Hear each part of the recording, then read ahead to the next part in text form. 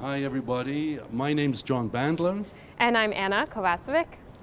And we're going to hopefully have an interactive session on speaking clearly, briefly, and in an engaging manner.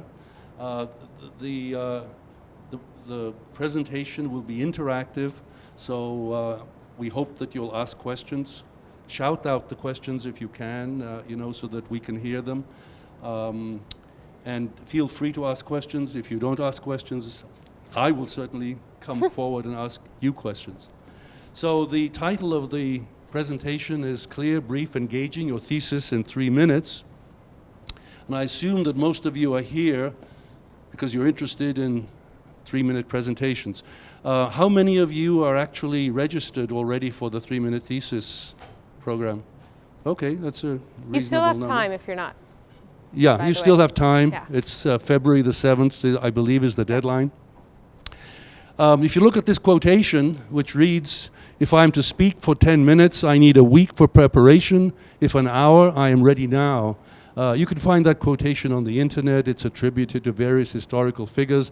And what it's trying to tell you is that the shorter your presentation, the longer you have to prepare. So a 3-minute thesis is not like a half-hour presentation with a slice taken out of it. It's a completely different, let's call it art form, for lack of a better word. You really have to work at it. Now, I'm not going to go through these embedded videos, but you can get them on my YouTube channel. And there's a lot of background material to this. We will not be covering lots of useful material related to speaking in public. In this particular video, from creativity to success via risk and setback, an insider's perspective. I gave that talk actually in this very room. You might recognize the location. And Greg here was the videographer. Also in this particular room, I gave a talk on November the 4th entitled "You, Your Slides, and Your Posters, Allies or Foes," implying that you, your slides, and your posters are either working together or they're fighting each other. Okay? Anyway, you can see that video. That's also online. Let's go to the 3-minute thesis. There are some very simple requirements. A 3-minute oral presentation or less, because if you go over 3 minutes, you are disqualified. So we'll come back to the details of that in a moment. And you're allowed 1 static slide. Is there something you want to add to that, Anna? No singing or rapping is also allowed. Right, no gimmicks. Yeah, no gimmicks, no poetry, no singing, no animations, okay, no cartoons, at least no moving cartoons.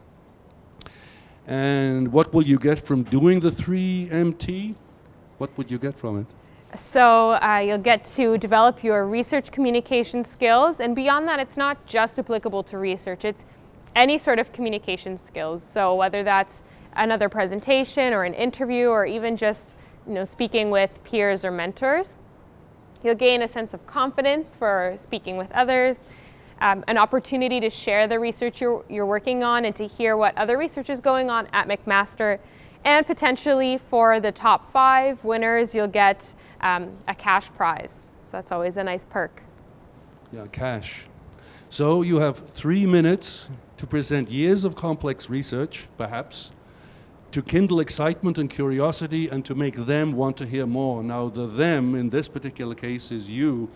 Okay, so you are the them that I'm talking about. And hopefully, if we are engaging on this stage, you will want to hear more. Anything you want to add? Yeah, no, I think that's about it. So you have maximum 3 minutes. Yeah. That's a good point. Okay, there's lots to consider.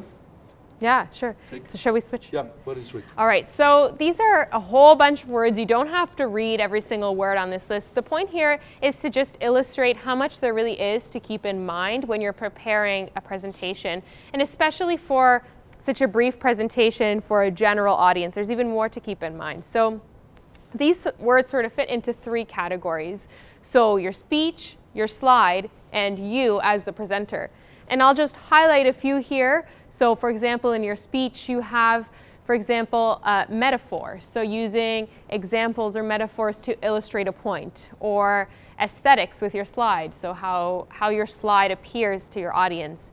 And then for you, you have, for example, your theatricality, which you'll hear a little bit about today from John Bandler, who is actually a playwright and director and can tell us a lot of interesting information on how to appear theatrical and engaging with your audience. So are there any words here that stick out to any of you that you want to address right now? But we will be going through some of them in more detail. Well, yeah. Shout it out, please. So ethics is the word.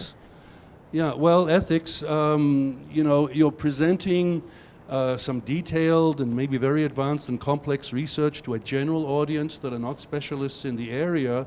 So, you really have to be honest about what you're presenting. You're communicating with the public, so it's essential that you obey certain ethical principles in terms of acknowledging, citing necessary people, and presenting honest results. Yeah, like an example of that is when you're really condensing your results so much, you can tend to overemphasize or not really be fully clear as to the full impact of those results. So just being mindful of that, and as you're cutting down sort of what you want to say in a simple way, revisiting what's accurate and whether it's a good representation of that. Yeah. Any other words jump out at you? Yeah, shout it out. Bias. Yeah, bias. And we'll come back to that a little bit later. But bias, for example, when you came in here, you have your preconceived ideas as to what this is all about, who Anna is, who I am. And within the first few seconds, you may form an opinion based on your bias or preconceptions, and it will be very hard for us to shake you out of that. So confirmation bias is something quite important. You might like to look that up.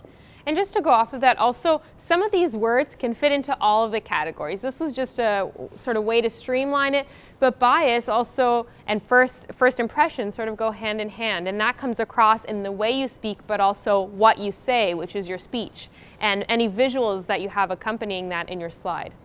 Yeah. Another word, yes? Impact, in the sense that this is such a specialized thesis. This is so specialized, yes. Yeah, it's really hard to convey to the general audience. Right, correct. Yeah. It is difficult. Yeah, it's what. Yeah, his question was about the difficulty of conveying the impact of your work to a general audience. Correct? Yeah, absolutely. That's why doing a 3-minute presentation is hard work. It really is. It's something. If you're not used to it, you'll find it puzzling, frustrating. You have all the mountains of work that you'd like to properly present. And then you may have to take certain shortcuts, and that's, of course, where ethics comes into it as well. You may take certain shortcuts that might not even be ethical. And Yeah, just to add, yeah, go ahead. sorry, I'll just add, the good news is that your work is impactful. Otherwise, you probably wouldn't be doing it. So everyone here is doing very important work here at MAC, and MAC is so well known for its research. So the impact is there. It's just sort of figuring out how to present it in a way that's applicable to a general audience. And things like first impressions we'll cover a little bit later, but there's one mysterious word that is very little understood, and that's subtext. Does everybody know what subtext is? Does anybody? Okay. What do you understand by subtext? Subtext. You are expressing but not saying. Okay, expressing but not saying something. Sure, you're exactly. conveying some kind of an impression, or you have there is something that you want that perhaps comes through in reading between the lines, but is not actually indicated by the lines themselves. Anything else? Yeah, no, Okay. nothing to add there. Yeah. Yeah. Is there anything else anyone had? Before we move on, but we'll come back to some of these topics later. Okay, yeah, we ahead. can move on. Yeah. So we're going to go through a little interactive activity to start.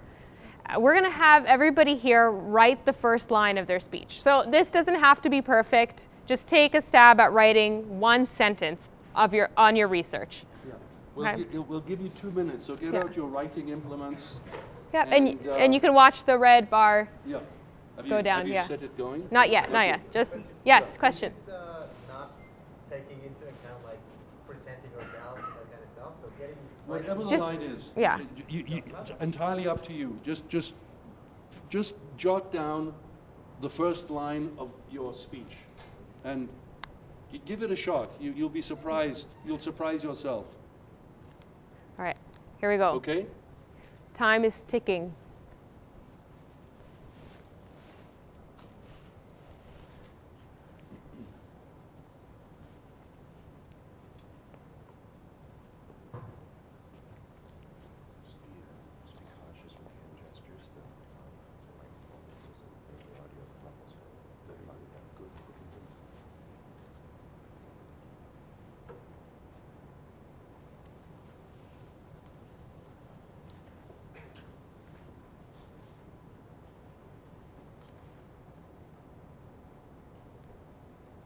Not a minute yet, right?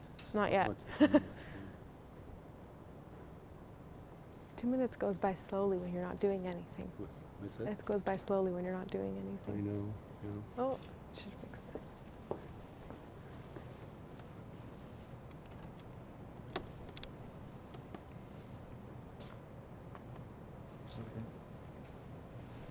Okay, 1 minute left.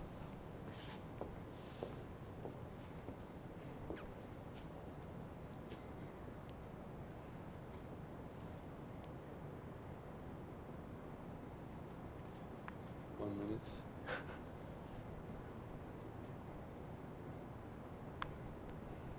"30 seconds.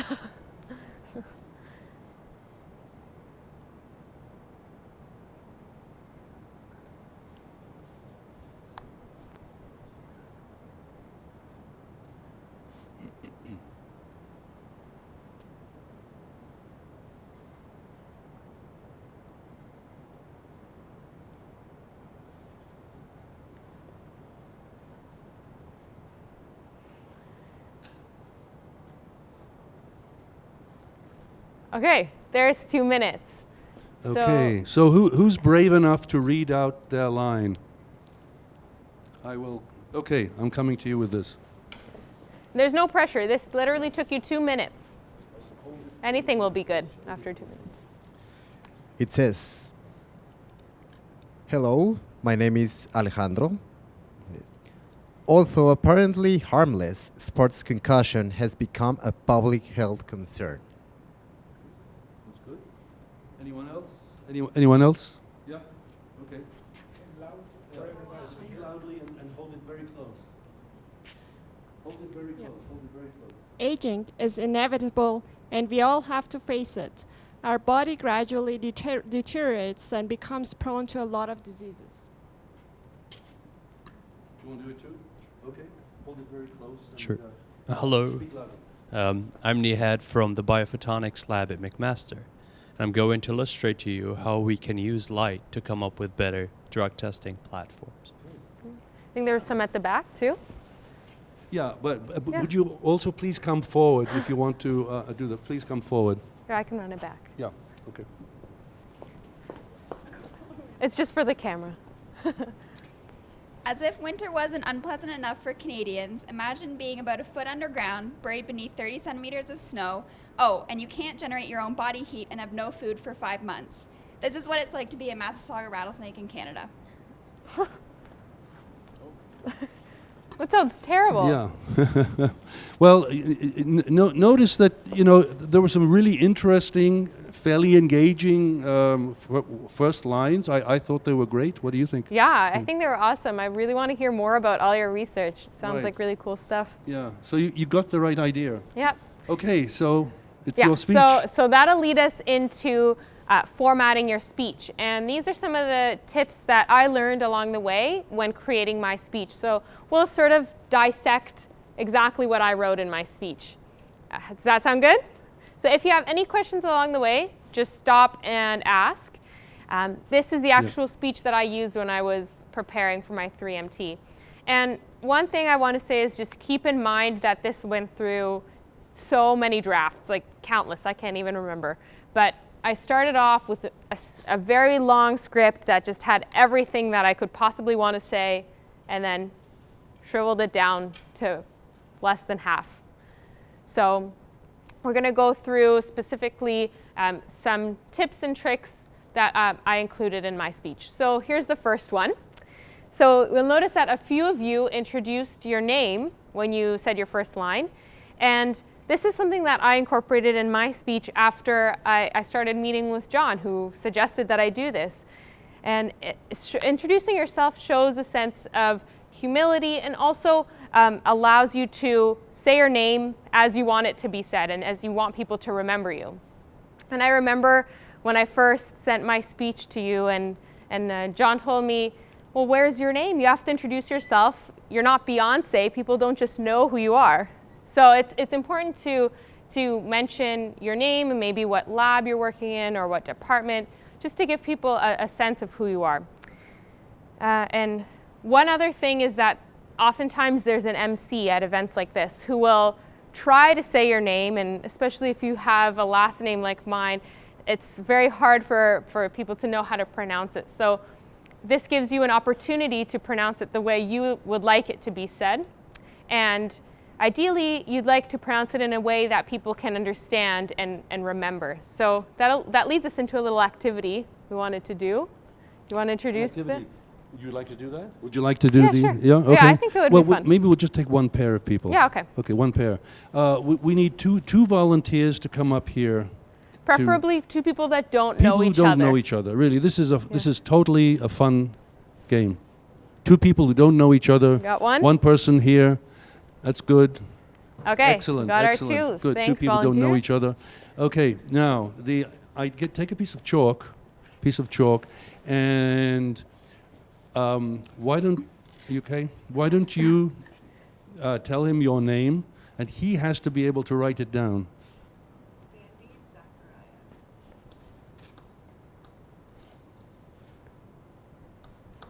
And you can't repeat it.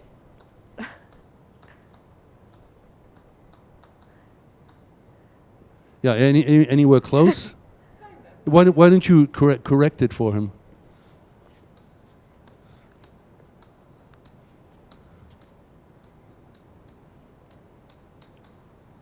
Okay, it's pretty good. Yeah, I thought not that so was a bad. pretty good rendition. Now reverse the roles and let's you tell her your name.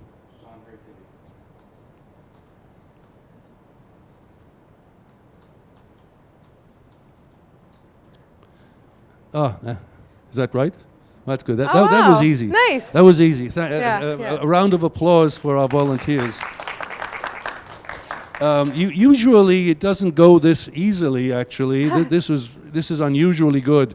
You can see the comedy of errors that will take place if there are two people from totally different cultures, totally different names, and different ways of pronouncing things.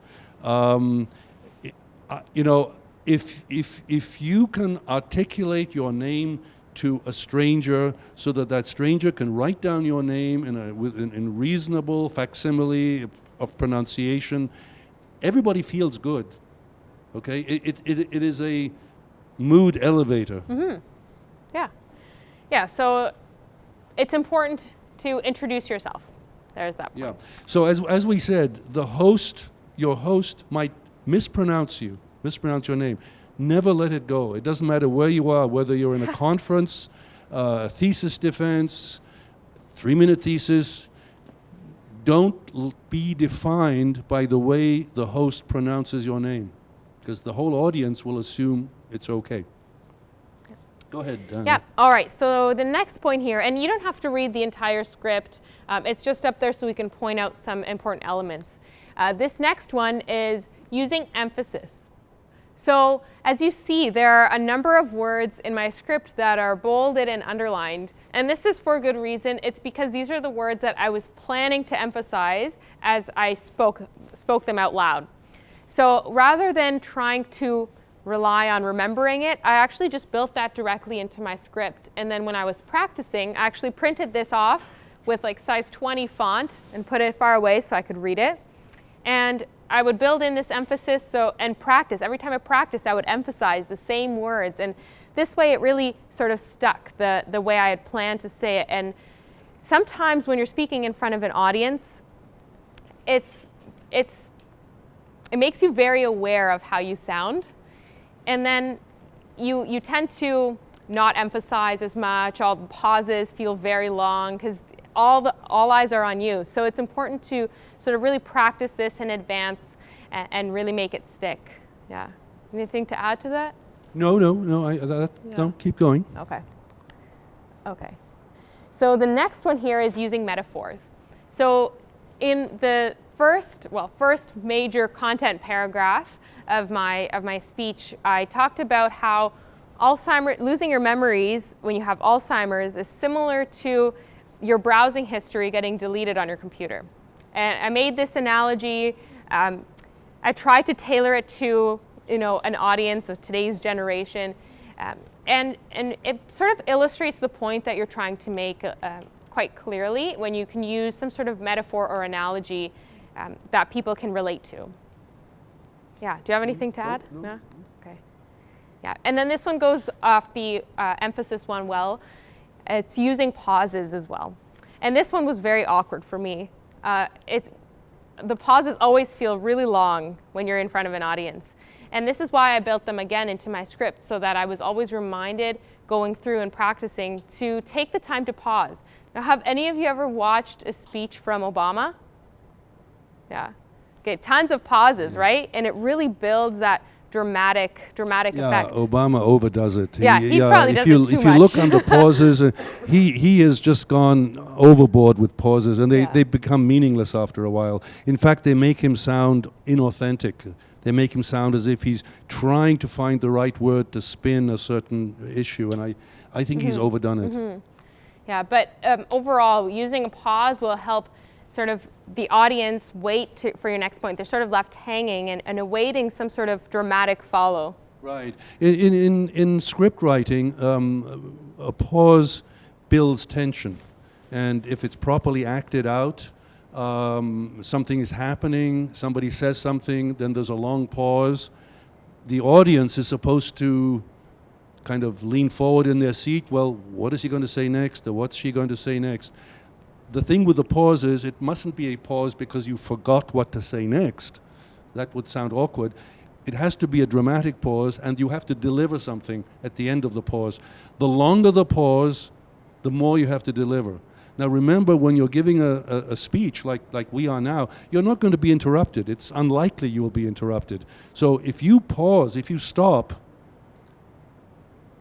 like I've just done now, you're waiting for the next thing I'm going to say. You're not going to jump in. In a normal conversation, people will often use fillers to avoid those pauses because you're afraid when you leave a pause, the person you're speaking to will jump in. And you don't want that person to jump in, so you keep on speaking. But when you're giving a speech, pauses are really, really important. Yeah. Okay, that's it. Okay, and then another important tip for the speech is to make it personal. Now, for my example, I talked about this example of my friend whose father had Alzheimer's disease, and this really showed the audience why it's important to me, and an example that hits close to home. And if your audience can see why you care, they'll care as well. So some of you might have topics that are a little bit harder to make personal, but there's always, you can talk about your personal journey, for example, admitting your setbacks, and these are all very important elements to connect with the audience. Everybody likes a good story. Yeah, a setback. Do not be afraid to admit setbacks. The problem is when you're presenting a paper, a thesis, a seminar, a presentation of some kind, for some reason, people hide their setbacks. But setbacks is part of drama, it's part of life. As soon as you admit setbacks, you know, your equipment collapsed, it broke, everything, nothing worked. the supplier didn't deliver what you needed for 3 months. Those are setbacks, so don't be afraid of them. Yeah, yeah. Okay, any questions so far? This slide? And by the way, even though we may be talking about scientific work and labs and so on, if you are in a thesis project that does not involve a lab or science in the sense that we are talking about here, don't be afraid of the 3-minute thesis. Everyone is welcome, whether you're in psychology, social sciences, business, theater. Why not? Somebody from the film and theater program might have a big advantage in a 3-minute thesis. Yeah, okay. And then one other part that I included, which was sort of added close to the end. Yes, go ahead. Yeah. Quick question. Does that part of making it personal has to be always towards dramatic kind of Okay, Yeah. he's asking Yeah. he's asking about the drama that's involved. Should it always be so dramatic? Yeah, I would say it absolutely doesn't have to be dramatic. In this case, that's what the story was, but it doesn't have to be dramatic at all. As long as it shows your connection to your work. It could be an experience that you had. It could be funny. It could be sad. It could be any sort of personal connection to your work. Yeah. Does that help? Yeah. It could be what motivated you to do this research in the first place. So Yeah. something personal. Yeah, and then the last point here is to include dialogue. Now, this isn't something you have to include, and it won't necessarily be applicable. This was something that I added in close to the end, actually, but it really just makes your speech a little bit more interesting to have different types of speech, whether it's prose or dialogue. Yeah. Right. Yeah. It makes it a little bit more theatrical in terms of showing, not telling. Dialogue falls into the category of showing rather than telling. So you can paraphrase the dialogue, or you can invent the dialogue or create the dialogue. It's up to you. Mm-hmm. Yeah. Okay. Oh, and also gestures. So that's something else I also built in directly into the script. I should have done it like this, not like this. So yeah, and I built pointing to the screen directly into the script to remind me as I was practicing, because when it comes to the real moment, you tend to forget a lot of what you practiced. And that also I've dealt with the same thing. So I built it directly into my script so that I would really learn and remember with each time that I practiced. Yeah, it gives you a cue, right? Yeah, You remember that too. Yeah. Use your body to remember the words as well. Yeah, and when you're gesturing, also be mindful of your actions. I guess this is something that I still probably struggle with, but I had like very severe T-Rex arms. Like, look at my slide. But it's important to really extend, and this is your space and your stage, and you can't dance, unfortunately. That's not part of the 3MT, but you can use gestures. Yeah. Okay? Okay. Yeah. Okay, so another element that I incorporated was using fragments. Now, when you write a scientific paper, for example, or a paper on your research or literature searching that you're doing, we tend to write really long-winded sentences. We love to use semicolons, right? That makes your work look really cool and looks like you know what you're doing. But you don't want to use this in a script. It's very hard to follow.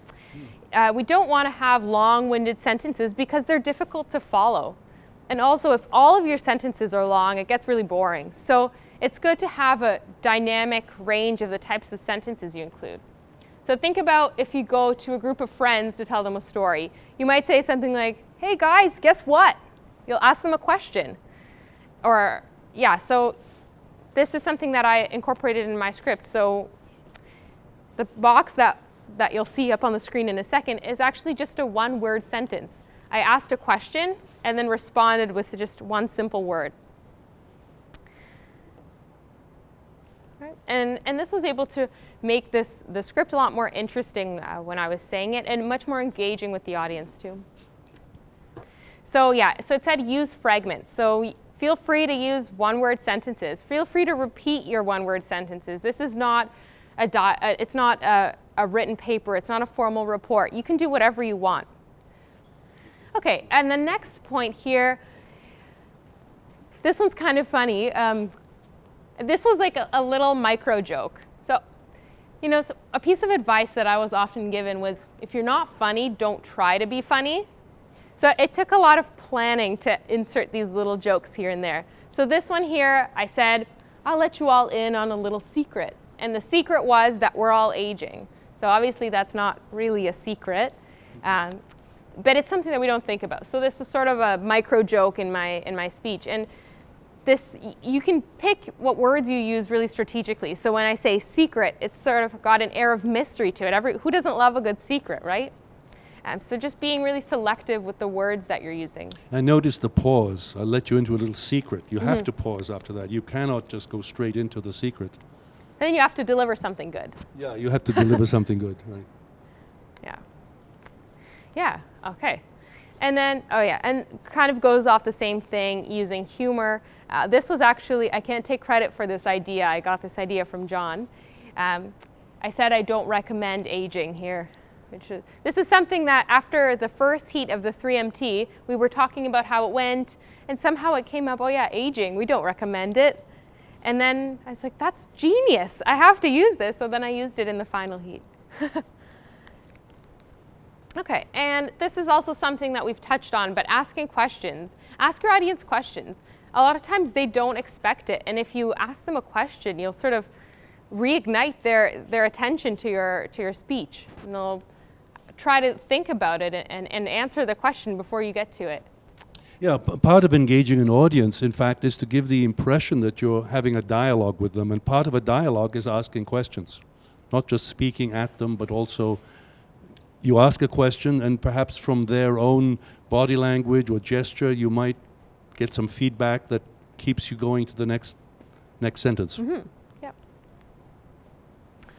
Okay, and so everything I've shown you so far hadn't gotten into my research at all up until this point. So that's why we're saying make time to set the stage, and finally at this point I'm getting to the actual content of the work that I'm doing.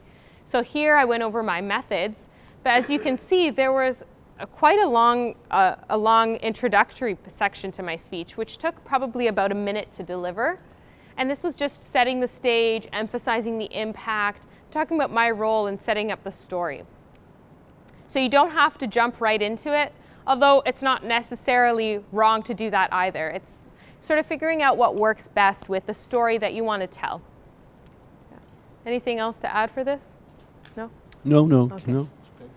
Okay, so we already pointed out the pieces that said point in the script, but then I also had some more specific, if you want to call it stage directions within my script. So for example here, gesture and look. So I remembered to do this because looking at your slide guides your audience also to look up at your slide. In addition to gesturing, it's just a way of engaging with your slide. When I made my first draft, I actually just stood up here and gave my talk without making any mention about my slide or pointing to it at all. So if you're not going to refer to it, then you don't really need to have it there. So you don't want your audience to be wondering why your slide is there, what it means. Engage with it. Yeah, use it as a tool. Use it to your advantage. Yep, great. Yes. Okay. Okay, and make it relatable. So this part here was where I described the different measures that I'm using. So this is sort of getting into the nitty-gritty details of my research, how I measured cognitive function. And rather than go into the details of the specific tests that I used, I just said what I measured, but then described what that means for the audience. So rather than saying I used a pattern separation task to test associative memory, I said I tested memory and then gave an example of how memory is used in everyday life. That's very applicable to the audience. So this really illustrates the impact that this research could have on them and what exactly I'm studying. Yeah. Okay, anything else to add? Okay. Okay, and here is the last part of my speech. So this one is sort of just separated into a few sections. See the top paragraph there, those 3 lines? That was the extent of my results. Out of my whole speech, I only had 3 lines for my results. Because this isn't necessarily what I want people to take away. I wanted to emphasize what the impact is of the research, what it means for people, where it's heading, how I got there. And this is oftentimes where we get stuck. So I had a lot of results in my first draft, and it's easy to get stuck on the statistics and really describing the subtle nuances of the results that you can understand as an expert. But here you really want to break it down to what is important for the audience and what they will understand. And remember, this is for a general audience who some of them may never have taken a science or a science course at this advanced level, if you're presenting science or whatever your work is in. Okay. So it's important for people to see why you're doing your research and where you're heading with it. If you don't want to do your research anymore, and you say, you know, I've done all this work, but now I'm going to forget about it forever, then they'll probably question your commitment to it and why it's important. If it's so important, like you're telling us, then why aren't you continuing to work with it? So it's important to show sort of where you see it heading, and you don't necessarily have to be doing this exact research forever, but just sort of showing what you think about your results and where it's leading in the future. And what I said here was that, you know, this research will contribute to prescription guidelines for older adults and memory and cognitive impairment. And then the very last paragraph I had was actually brought it all full circle, because remember that analogy I talked about at the beginning with the browsing history? That's what I referred to again at the end. So it sort of wrapped everything up into a little package. And this is something that I planned to do on purpose, was to sort of mention the same story again at the end as a reminder of where we started. And that's the extent of the speech and all of the different elements I tried to incorporate into it. Yep. So this is what I was just talking about here. So making effective exercise prescription guidelines, so sharing my vision, and bringing it full circle with the same example again. So I'll take any questions about the script portion so far, about writing your script, your speech. So this is the actual content of what you're presenting. So we'll go into your slide. So this here shows the first 3 drafts of my slide. So it started off not very nice. I really didn't know what to put. So I was trying to put these little circles with illustrations of the different cognitive functions that I was testing. But it's not self-explanatory at all. Like, nobody can tell that this means reaction time. It's a picture of a car. And then it just got even more complex with more words, and the title was all messy, and it was not a very good arrangement. You know, you want your slide to be aesthetically pleasing and as self-explanatory as possible, but you still want to interact with it. So I actually scrapped all of that. There were more versions. This isn't everything. I also tried like rearranging the orders, putting this on the left. So this is what my final slide ended up being. And this was another way that I made my presentation personal. So this is a photo of actual participants from my study, and in the McMaster gym where they exercise. So this way I was able to just really illustrate what it is that I do on a daily basis. A few other important elements of this slide are the title, which I simplified, so it was very easy to read, simple title that didn't distract the audience's attention. I also included my name on the slide, especially if your name is a little bit harder to understand. It's a good anchor for the audience as you say your name. And really small, but it's there in the bottom right corner, is a credit for Paulina, who was a very talented photographer that took this photo for me. I think citations are really, really important. Don't take material off the internet or from anywhere without a citation. If you don't have a citation, the impression is it's entirely your work. No citation means you own it. It's yours. Okay, so be very careful about that. Yep. Yeah, and in terms of aspect ratio, now most of us are used to 4:3 slides, and I'm certainly one of those people. You may have noticed that we're using 16:9 here. This is an experiment which we're trying out. For the 3-minute thesis competition, you will need a 16:9 slide, okay? And you may not be used to that. Don't just take a 4x3 and turn it into a 16x9. You really have to compose the 16x9 from scratch. Any questions about that? Please don't put it on a 4x3 and then hand it in. Right. When I go and put it into the slide deck, it stretches it like right out and it looks really funny. Yeah, do a bona fide 16x9 slide. Don't submit a 4x3. It has to be properly formatted in PowerPoint when you create it.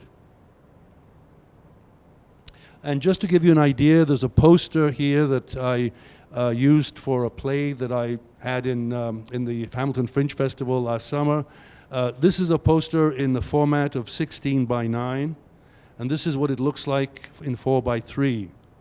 So it's there are differences. If you look carefully, you'll see that there are differences, and it different composition. The real estate is different. The spaces is different. So you have to pay attention to that. Anything you want to add, Anna? No, that's it. So now we're coming to another example. Maybe you can. Yeah. You want to talk about this one too? Yeah, sure. For a while and. Yeah. Okay. So we've talked about your speech, your slide, and then the last part we want to mention is you. So you as the presenter have a presence, of course, on the stage beyond just the content of what you're saying and what appears on the screen behind you. And we used Teng here, from the 2015 winner. He's right here. Yeah, here. Yeah. Celebrity. Yeah. Yeah. We'll be asking him questions later. So We like to embarrass him, though. Just we'll a little embarrass him later. So we want to point out a few great things that he did in his speech. So he's in this image on the left, obviously. And you can see here he's referring to his slide, both pointing and looking up at it. So he's really engaging with his slide and encouraging his audience to do the same. Notice Oh, also yeah. he's doing it with his left hand. Yeah, okay. And notice again, now that we're mentioning it, that both of us are standing stage right. This is stage right, if this is a stage. I firmly believe, and we'll come back to this in a moment, that this is the more authoritative position for you to stand in. So standing stage right, gesturing with your left arm to the slide, I believe makes you come across more authoritative. Okay, and then if you look at the image on the right, this was me at the Laurier competition. And here I was told to stand right in the center, but I always sort of angled myself so that I could gesture still with my left hand. And you can see this arrow here represents just showing you how wide the stage is. And there's a lot of room for movement. You can walk all across the stage, really, if you want. And you want to take advantage of this room if you can. Now, the videographer will usually tell you to stand in one spot, but the camera screen can still capture quite a bit of area around you. So you still have a lot of room to move left, forward, right, back, and that way you can still be engaging with your audience. In fact, this year's winner, or I should say last year's winner, he was all over the stage. Yeah, so you can see that I'm standing a little bit further back, but the person who won first place at this competition and then went on to win the Canadian competition walked right up all the way to the front and stood right there. Yeah, so he was pretty much right with the audience the entire time. Yeah, he was very animated. His slide was extremely busy, very busy, but he was so animated that the audience kept their eyes on him. Mm-hmm. Yeah, very effective strategy. It's just being close, being with your audience. And then also I wanted to point out where my slide was. You can see that it's sort of above my head in a very big screen, sort of like this one right here. So you just want to be mindful of where your screen is so that you're situated in a way that's comfortable for you. And as John recommended, pointing with your right hand and being able to look, left hand, and being able to look up. Yes.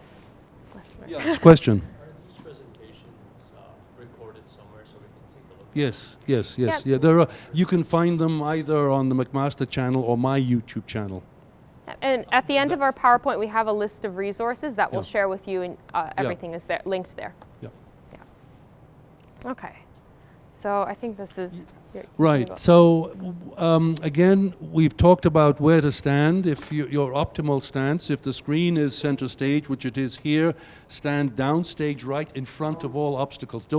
I mean, in a 3-minute thesis, then you're not going to be behind a podium because you'll have memorized it, you'll be exposed to the audience. But in general, it's a bad idea to hide behind a podium like this unless you are actually reading a speech. If you have a speech, and if this is the only place that there is a microphone, then you're forced to be here. But in general, you look defensive if you're hiding behind a podium. And for 3MT, that won't be the case. You'll probably see a podium there, but you won't be asked to stand behind it. Okay. Now, here is a screenshot that I took of a bunch of talking heads on CNN. I'm sure if you watch CNN, you'll see this all the time. There's the host. You can see the host in the middle, Anderson Cooper. I think everybody knows him. He's in the middle. Now, look at where his friend is. I maintain that looking at it from his point of view, he puts his friends on his right-hand side and his enemies on his left-hand side. So the friend is on his right, his enemy is on the left. So it shows you which political leaning he has. The person he has on his left is a very staunch Trump supporter. There's nothing that Trump can do that's wrong. And I would say almost every single time I see this kind of setup, that particular person is on Anderson Cooper's left. Anybody have any questions about that? The idea of right-hand man, you've heard of the expression right-hand man. Your friend is your right-hand man. Your enemy is on the left. That puts you in an authoritative position with respect to your enemy. You become more authoritative, more powerful with respect to an enemy. Take a look very closely when you watch TV. Look at the placement of the host, the interviewee. Get an idea of what they're arguing about, and so on. And here's another screen capture that I did. There's Anderson Cooper again. Once again, he is stage right, with the person whose political views he is opposed to is on his left. Now, interestingly, I have seen Jeffrey Lord, the person I describe as the foe, I've seen him on the other side, occasionally, very rarely. When he's on the other side, he looks very diminished. He looks almost humble. It's quite amazing. Watch where people, talking heads, are placed on a TV screen, and you'll have an idea of who is a friend, who is a foe. It's just amazing. I'm not sure whether they explicitly plan this at CNN or whether it's just unconscious. Anyone have any questions about this? Yes? How is this useful for 3MT? How is this useful? Well, the usefulness is, again, placing yourself stage right with the screen here, which of course is overpowering. Look how big this is. You have to be able to, right? This is huge. So how do you stand up to this gigantic picture? It's on your left. No questions? Anyone not believe that? Interestingly, I've raised this question many, many times in to different audiences. No one has ever contradicted me or come up with an alternative point of view. So I'm still waiting. So the host and the foe. So now we come to another case study, 3-minute thesis, the double rotor motor, famous double rotor motor, the single static slide that Teng presented in 2015. You'll notice, for example, here, his use of 1 + 1 is greater than 2. That's a metaphor, okay? So you look at that, you know it's not true, it's a metaphor. And then the metaphor is expanded here. Now you'll hear that in the speech in a moment because we'll play the whole thing for you. There he is. I captured that photo myself. See where he's placed himself with respect to the screen. And let's look at. Let's see if we can play this.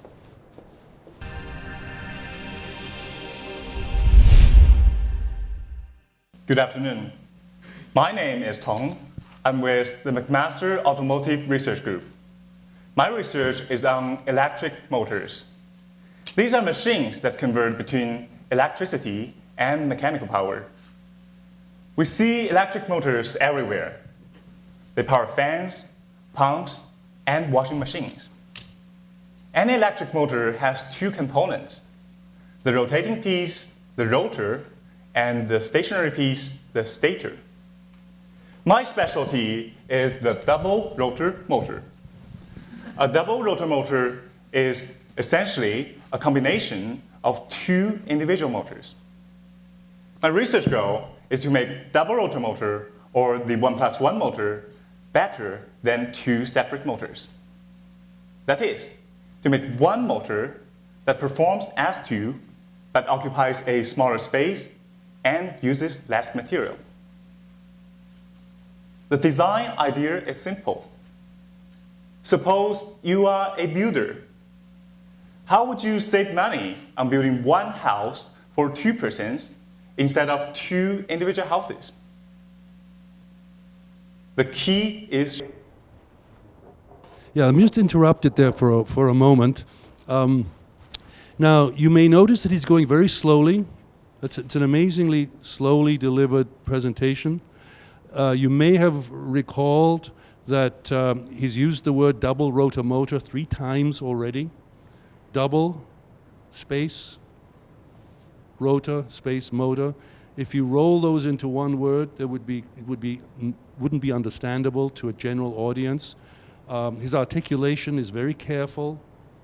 It's very well thought out. And of course, there are a few other things that I should also point out, and that is those gestures, the open arms, and the use of his hands as well. So do notice that as we continue to play this. The two rotors are concentric, and between them, they share a single stator. The challenge is to keep both of my occupants happy. So a lot of my work is on reducing electromagnetic interference. The research outcome is a prototype that achieves 40% volume reduction than previous designs. So, why is this important? Advanced hybrid vehicles, such as the Toyota Prius, operate on a pair of electric motors for flexible distribution of engine power between battery charging and propulsion. Replacing the two motors with a double rotor machine may reduce cost and improve efficiency. Finally, I'd like to mention that my research only represents one area under advanced automotive technologies. New developments range from powertrain electrification to lightweight design and driverless control.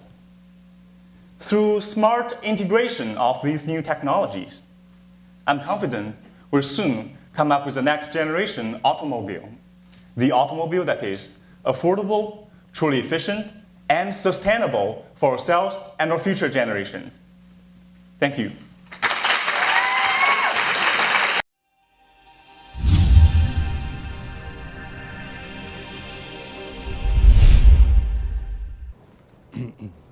Now, you hopefully have noticed something else.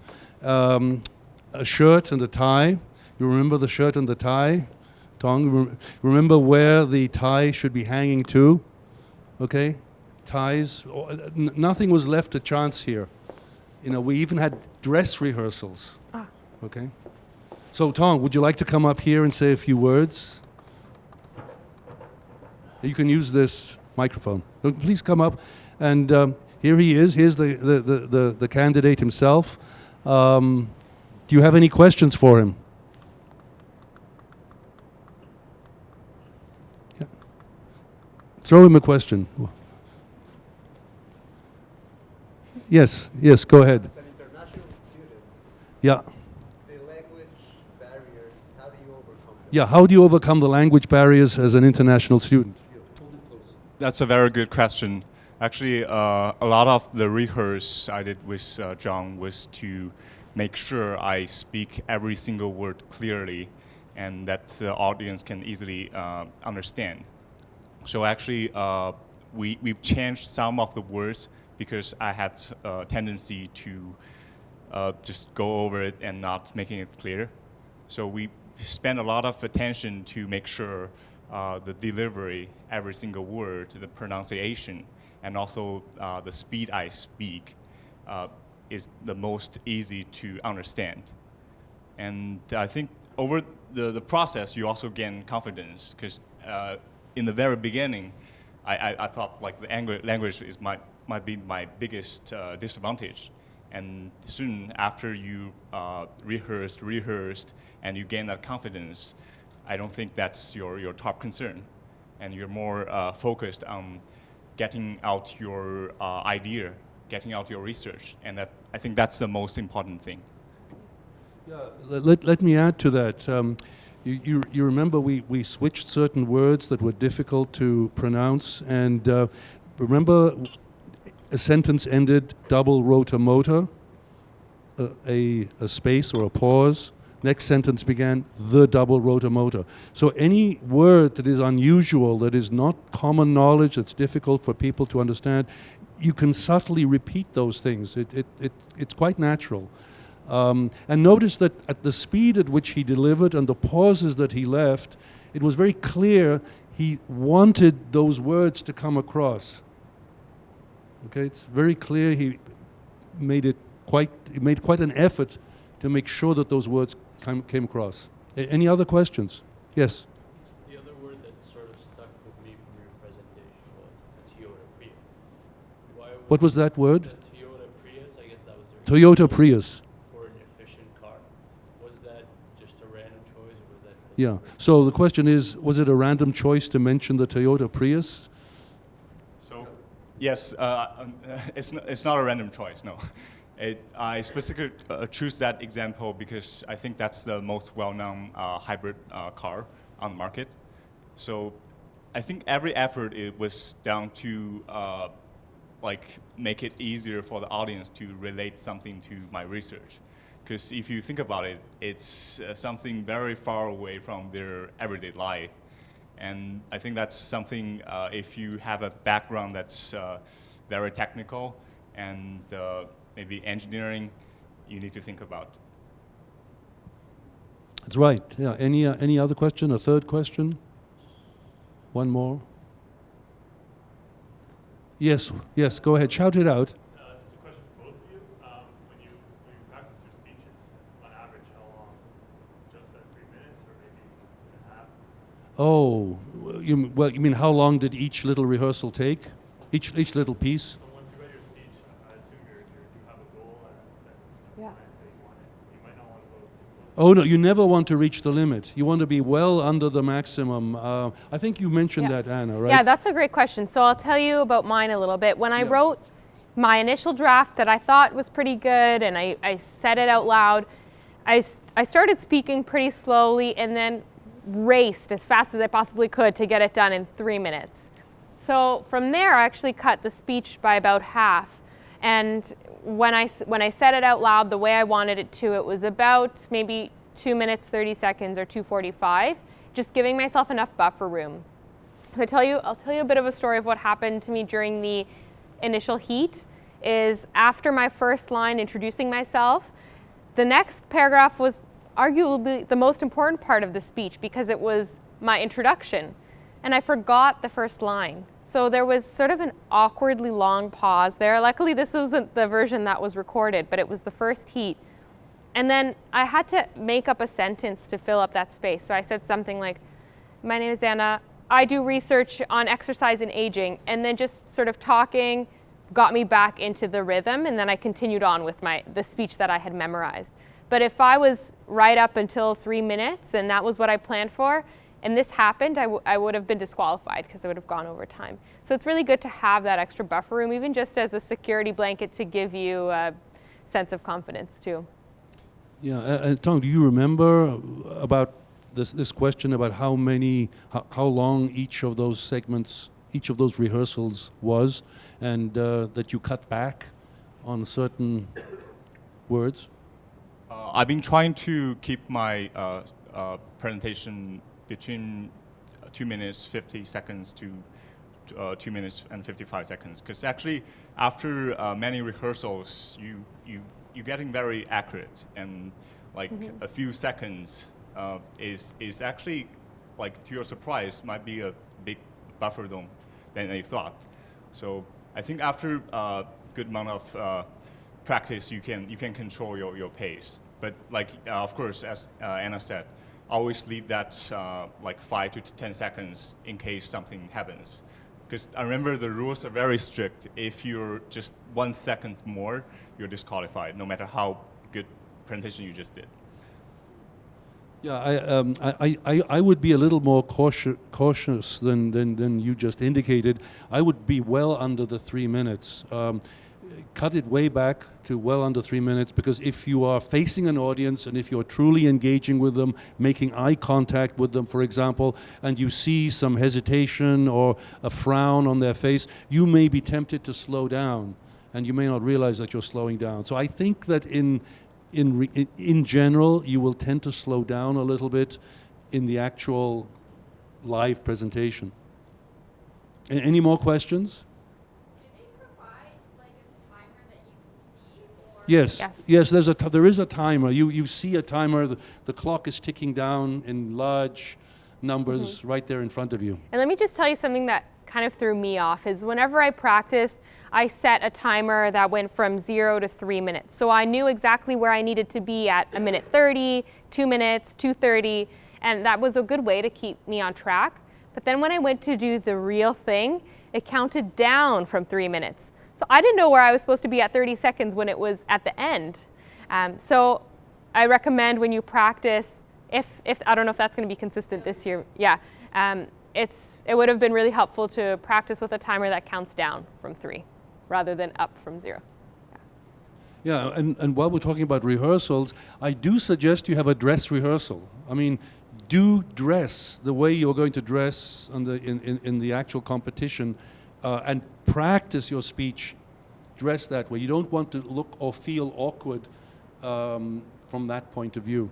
So we had dress rehearsals, right? Multiple times. Yeah. Many times. Yeah, yes, Correen. On that comment, if you're a girl and you're planning on wearing a dress, I'd like to remind you that we use a lapel mic, so there's a pack on it that has to attach to your clothing somehow. And for some people, it gets really awkward and it throws them off a little bit because they have something like This thing. hanging off their back. Yeah. Like that. Oh, am I allowed to do this? Okay, sorry, I didn't want to mess up the video. Yeah, you'll have to. There's a little clip on it, but you need something to clip it onto. Yeah. Yeah. Okay. Okay. Well, thanks, Tong. Thanks so much. I give him a round of applause. And thank you for coming here. And I think there was another question here. Oh yeah, was another question? Sorry. Did you do like practice in front of an audience? Yeah. So the question was, did I do any practice and you Tong in front of an audience beforehand? And the answer is yes. It wasn't probably as big of an audience, but it was in front of my lab mates and John and anyone else I could find. I think a good strategy for me was presenting for people who I knew didn't have the same expertise. So my lab could give me really good insight into whether I was accurately portraying the results, which is important.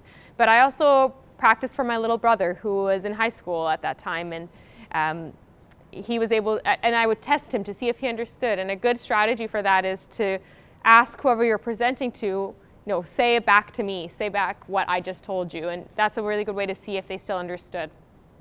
Yeah, it's a good idea. And also with Tong, remember we called in a whole bunch of your fellow lab mates to come and listen to you. And it feels different. And I noticed a big difference when we were working together. You got comfortable in a certain manner. When you had an audience of people who knew you, there was a noticeable difference. Yeah.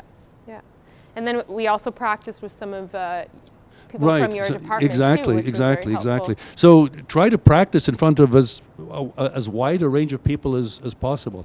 Another question, yeah. How How big is the final audience? You mean in the auditor? It could be a couple of hundred people. I think at Wilfrid Laurier there would have probably been close to 200 people. Now this was for the Ontario final. Right. For the McMaster final, there weren't as many people. You had a panel of judges, I think something like 5 judges.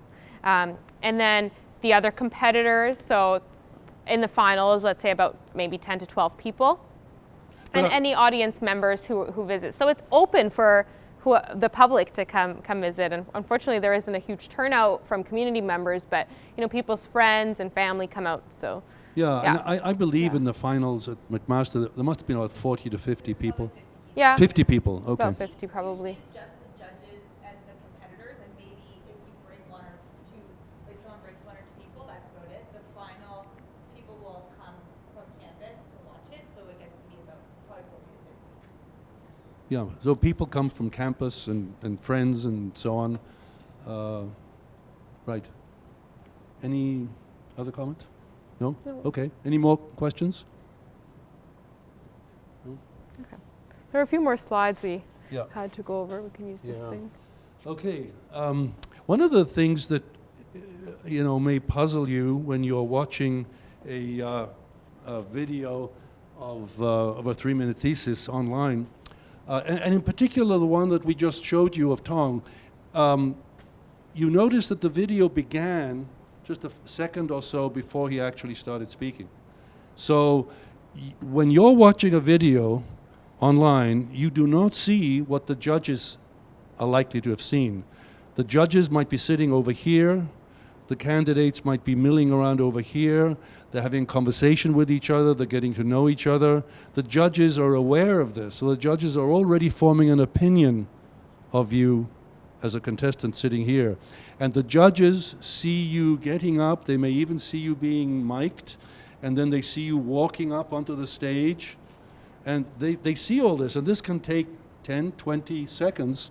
They may have already formed an opinion of you. So we're talking about bias. The question of bias was, so they may already have ranked you, and then you open your mouth, the first 5 seconds, 10 seconds. Notice in Teng's case, for example, his first 5 seconds, 10 seconds were completely typical. There was nothing unusual about that. So quite frankly, we could have stopped his presentation after 20 seconds and given him exactly the same ranking. Does that sound strange? So what I'm saying is, when you look at the videos online, you don't really see what the judges saw. You see what the videographer wanted you to see. You see what the editor of the video wanted you to see. That's not what the judges saw. So you may wonder, why did this person rank so high? Why did this person not rank higher? Well, you're not seeing exactly what the judges saw. And for some of these factors, you don't really have control. You don't know what the MC is going to say after you go, how they're going to introduce you, or how the videographer will compose your final video. But these are just things to be mindful of when you're watching other people's videos, maybe in preparation, that there are a lot of other factors at play as well. Just being mindful of that. And of course, coming back to the judges hear the host's introduction. Now, again, I'm going to be more mindful in the future. I wasn't really paying much attention to how the host might have introduced the candidate, but remember, there may be a host. The host may introduce the candidate. The host may be making jokes. The host may even say something about the title of the presentation. None of this may be clear in advance, and this actually may set you up. This creates more biases in the judging. Again, you stumble onto the stage, and of course they may either ignore or dislike your slide.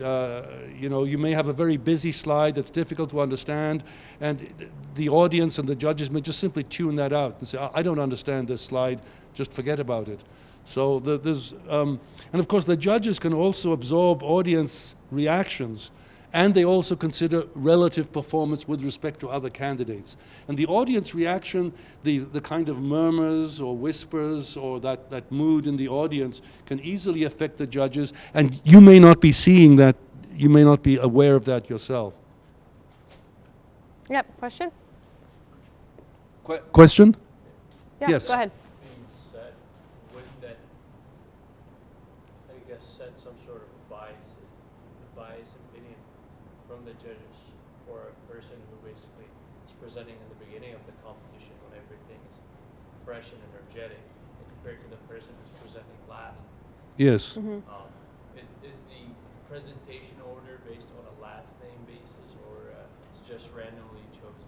You know, I'm not sure about that, Correen. How is the order selected? How? Switch it up every year, but we usually go by name. So it's either first name or last name. So alphabetically by name. Alphabetically by name.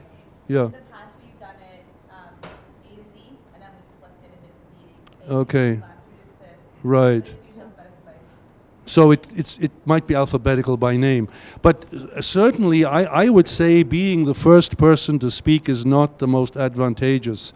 There could be glitches, and notice all the glitches we've had here with our equipment. There could be all kinds of little issues that might not be obvious. And of course, the second or third or fourth speaker have the advantage of seeing what happened to the first or second speaker and may be able to, build that into their own way of coming across. I would say, again, I'm not sure what you think, but I would say being the second speaker, first, second, third speaker is probably generally a place where you might be memorable. If you're in the middle, you may be easily forgotten by the judges. Being the very last speaker is probably an advantage as well. But what do you think, Anne? Yeah, I agree with that. But realistically, in this situation, you don't know where you're going to be. So I think the best strategy is to create the best presentation you can to stand out no matter where you end up. So I was placed somewhere right in the middle. I think they did it by last name last year, and regardless of the order, I'm right in the middle with K.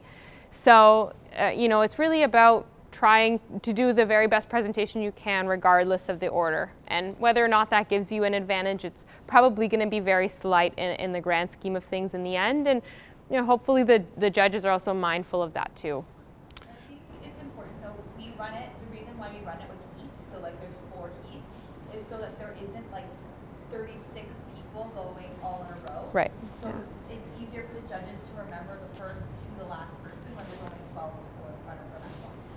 Yeah, so, That's kind of why we run it that way. okay, you run it in heats of about 12 groups of 12, and so that it doesn't give, yeah, right. So there are not too many people in the middle, in fact. So that's less yeah. than the length of one lecture. So Yeah. hopefully the judges would be able to remember well. And they take notes along the way too. Like there's a little bit of a break between candidates where they just take some time to judge them, make their notes so they remember. And that way, hopefully it's as objective as possible. Right, so we're coming close to the end here, although we have lots of questions if you still have them. In sort of summary, we don't want to see jargon. We don't want you to get stuck in details, data, sort of things that would just completely snow even an expert in the field. Use metaphors, use stories, use human stories if you can. Deliver an overview. It's not possible to get into details. And raise your presentation up to the level of the audience. Don't think of yourself as speaking down to the audience, because if you think of yourself as speaking down to them, that's how you'll come across, and that's not a good impression to give. Respect your audience and give them an overview. Okay, an overview, right? Raise your presentation up to the level of the audience. And of course, you've got to memorize your presentation. But of course, memorizing something may cause a problem with your authenticity. So you still have to sound authentic, even though you've memorized it. But make sure you've memorized your own words, not somebody else's words. Right. And communicate your expertise, your sources, if relevant, your commitment to the long haul. That's one of the things that I think is really, really important. I think the difference between winning and losing, or winning or coming second or third, may be in that the judges or the audience don't see you as being committed to the subject in the long haul. So if it looks like this is a project that it's all going to be over once you finish this and you're going to go and do something else, your body language, your words may betray that. And so you may be enthusiastic on the one hand, but if you're that enthusiastic, why would you do something else later on? Does that make sense? Does anybody have any questions about that? Let me give you an example. You're doing a thesis defense, maybe a PhD thesis, and you've done some fantastic work, you've got great results, published lots of papers, and then one of the examiners says, and what are you doing after this? Are you continuing? Oh no, I'm changing my field completely. Trust me, that's a real downer. So I'm being very blunt and stark here, but that is frequently what happens. If that kind of thing is detected in a 3-minute thesis context, it could be the difference is between first place, second place, third place. And give your journey, your story, your setbacks, your vision, okay? There's so many things that you have to somehow keep control over. And finally, some acknowledgements here. We have John Vlachopoulos, who's in our audience. Erin, Kiley, who's a collaborator with me on a 3-minute thesis event that we're planning for a major engineering conference in Hawaii in June. And Teng, who's sitting over here, thank you very much. Of course, we have another candidate here as well, Rachelle who was also a contestant. So if you have any more questions, Maybe you guys want to come up too and help answer questions? yeah, Rachel, come up here. Come Yeah. up here as well, Tom. Come up here, and if there's a question that you can answer, I'll give you the microphone. Yes. Can you speak up a little, please? Sure. So you have heats, and then from each heat there's a winner, and Right. then there's a final presentation. Right. So do you give the same final presentation information, or do you change it? Yes. Let me hand this over to Correen here. Okay, I'll come over here. Good thing I can press this. Okay, so basically what'll happen is there's 4 heats that run throughout the day. If we run all 4, sometimes last year we only had 36 competitors, so we cut 1 heat. But the plan is, as of right now, to run all 4. The top 3 from each heat will go on to the final at 4 o'clock that day, same location. Nothing changes, and you deliver the exact same speech again. And you deliver it to a new set of judges. So the people that see your final won't be the people that saw your heat. Yeah. Any more questions? Yes. How do you know when your time has started? As soon as you start Well, there's a clock that you see right there in front of you, and it's as soon as you start speaking, the clock starts ticking. Or So make a gesture like you're about to start speaking. So If if you you- come up, Say, Yeah. repeat that. so it's, or if you make a gesture like you're going to speak. So if you come up and go like this, they'll start the timer. So make sure that the first motion you make or thing you do is to start talking. Because if you start to do something that makes it look like you're going to start, the person's going to hit start on you. Any more questions? Yes. No questions. There are no questions. That's no. the nice thing about the 3MT Yeah, no compared questions. to your typical conference presentation. You don't have to worry about questions. Unless Yeah. people come to you after, but then it's like relaxed environment, no audience. Yeah. Would you like to add something at all? Hold it very close. You sort of never know when you're going to get questions asked. So at the end of the finals last year, we had someone actually ask us questions, and I was sort of thrown off because I was so overwhelmed with adrenaline, and I didn't even know what I said after I said my speech. And then there was someone putting a mic in my face and asking me some questions about my research, and I didn't remember what my research is about. So it's not bad to just sort of take a breath. And I don't think I was judged on my questions, although the judges were there listening to my answer, and I was probably stuttering all over the place. But it's okay if you get asked questions and the judges are there. Just take a breath. You know your research, and just don't be too afraid of it because it's not a big deal.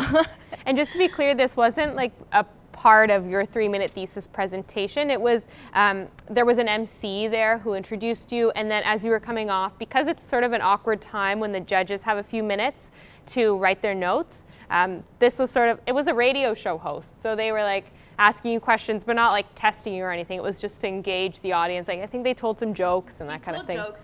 He was actually instructed to not ask you questions specifically about your research, to not bias the judges and to what you said. So he usually asked questions about like, how did you prepare? Who did you practice in front of? Like, or said jokes and stuff like that. So it wasn't intense. Yeah, my personal opinion is there should be no questions, no reference at all. I think any mention or any dialogue or any interaction between an MC or anyone with a candidate before the judging has been done is unfortunately a way of biasing. So it's prone to problems. Any more questions? One more question, yes. So I think Tom and Anna both said they got to work with you. Was that after they had already won, or? Can you just repeat that question more loudly? Both mentioned that they got to work. Right. Yeah. Yeah. Was that after they had already won? No. Well, initially there was a sort of a session that was organized by the School of Graduate Studies, in which certain mentors were able to speak to prospective candidates, and I met with both of them. I met with others as well. We met as a little group, and then I spent some time with them and just helped them with their speech and with their rehearsals according to what they themselves wanted. And it was before the actual the McMaster, and then we continued to work together in preparation for the Ontario. Yeah. So Anna won at McMaster, and so there was only one person representing McMaster at that time. Another question. So the light will be on for all presentations, no matter what color is their slide or what image they have. So is there going to be like dimmer for specific presentations? Did you catch the lighting? that question? Yeah. The So lighting? whether the lighting will change based on the appearance of your slide. Yeah. No, the light won't change. It's the same lighting all the time, right? Yeah, it's the same light. The lighting won't change. It's the same lighting the entire time, but it's the room that we're doing it in is the David Braley Health Science Center off of campus, and it's a auditorium, so it's been made for things like this to happen. So the lights at the front of the room are dimmed, so that the slide is has a better visual, and then the rest of the lights are on in the room. It's a very, very beautiful location. The room's very nice. Yeah. Well, if there are no more burning questions, I think we should call this. And then one comment from John. Come up here, John. Come up here and come up here and repeat your question to the mic. Hold it close. Okay, since my picture is up there, the importance of having a very good story. Like you gentlemen, one of you said, well, my topic is really difficult. It might be difficult to explain to the general audience because perhaps I'm working on some esoteric mathematics or whatever. But as Teng mentioned, it was machinery and so forth, but he managed to say something that everybody could relate to. And this is the key story, to have a story, okay? That's my comment. Yeah. Okay. The key is to have a story. I also want to add something. Yeah. Go ahead. Hold it close. I think John is a very, I would call him a perfectionist, and we've showed every single thing you can do to hone your speech and optimize it, but don't be too pressurized. I think the whole idea of this contest is to give you the chance to explore something you never do doing graduate research. You give in your ideas, your work to an audience you never talk with, and I think just remember to better your speech, but also to enjoy it and have fun. I think that's very important. Good. I think on that note, we should end this formal presentation. Having fun is the essence of the idea. If you're not having fun, don't do it. Okay, so thank you very much, everybody. Thank you for coming.